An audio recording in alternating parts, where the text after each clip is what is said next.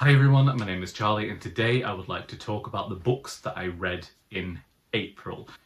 Kicking things off, we had Emotionally Weird by Kate Atkinson. I have read this book many times over the last few years. I think we're at 5 times read now, just in that near 18-month period. This is the tale of Effie, who is informing her mother as to why she has been kicked out of university. And then you also have this strand where Effie is also trying to get to the bottom of where she came from. Who is the mysterious aunt that she has been named after? Which way is she going to take the story? Because her mother keeps interjecting and having Effie change the story dependent on what she likes. It is decidedly bonkers. It is not for everyone, and it has this whole thing of the story definitely being a story. You will have scenes happen and then be completely rewritten. If you're looking for a book that is clearly the origins of Life After Life by this author, then you wouldn't go wrong in reading Emotionally Weird. She also has a similar setup in Human Croquet. Kate Atkinson is very much inspired and riffing on the idea of the sliding door. If the story goes in this direction, where will we lead? But then actually revealing to you what that tale could be. It is a favourite book of mine. Indeed, it is probably my favourite book of the moment, and I recognise that it isn't for everyone. I then decided I needed a little bit of easy Sunday reading, so I went to a Doctor Who book, and that is War of the Daleks by John Peel. In War of the Daleks, the Doctor and Sam are flying throughout space when they discover a rubbish station, somewhere that is going throughout the cosmos, picking up trash, detritus from spaceships and whatever they can find, and using it to clean up their ship. And it turns out that this time around they've actually picked up an escape pod containing the Doctor's long lost enemy Davros, who was presumably killed by the Daleks many years before.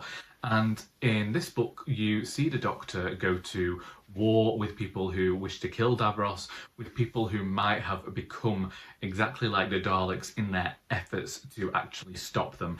It goes into the great depths of war and asks many philosophical questions, as any good science fiction does.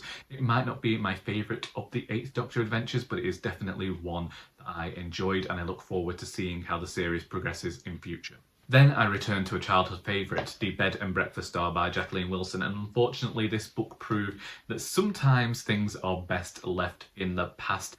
This is the story of Elsa, who lives with her mother, her stepfather and her 2 half-siblings, but her stepfather proves to be increasingly abusive, and that was a bit difficult for me to read, and something that I hadn't really recognised when I was younger.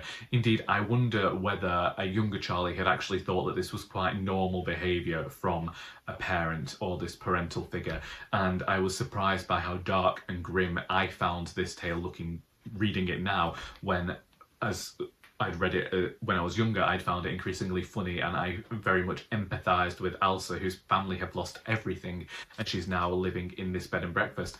It felt, as an adult, like nothing actually happened in this story, and part of me also wonders whether Charlie, as a child, had very much enjoyed this book, because it was probably one of the first books he had read that had chapters that seemed decidedly long and that he read incredibly quickly.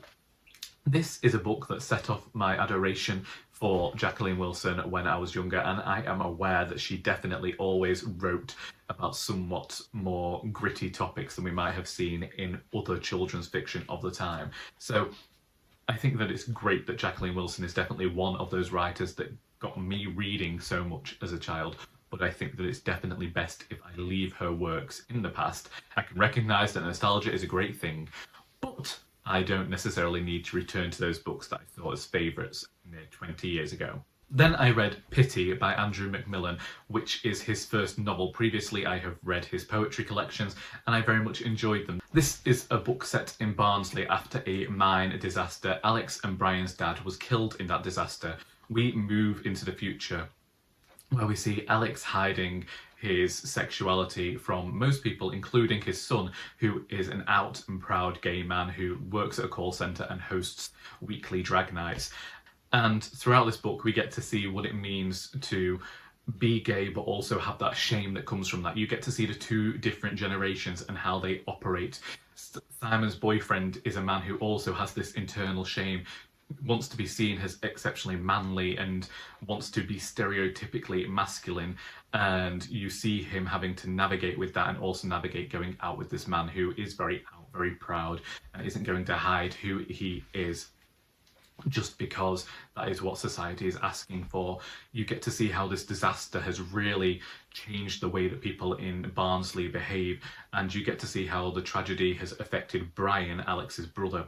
Brian is this man who keeps saying to people, you just don't talk about it. We're recognising that this tragedy happened. We recognise that we are walking upon the bones of our ancestors who have been killed in this mine disaster, but you just have to keep moving on because the alternative is just too dark and grim to consider.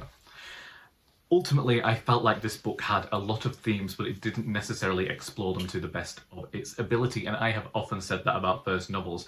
I am aware that I did it in the book that I first ever released, and I will probably do that again in future. I wish that this book had been bigger, that it had had more time to go into these things, but I recognise that Andrew McMillan is also a poet and is used to condensing his tales down to the absolute bare minimum until you've got just the juice of the story with no pulp. I want a little bit more pulp with this one.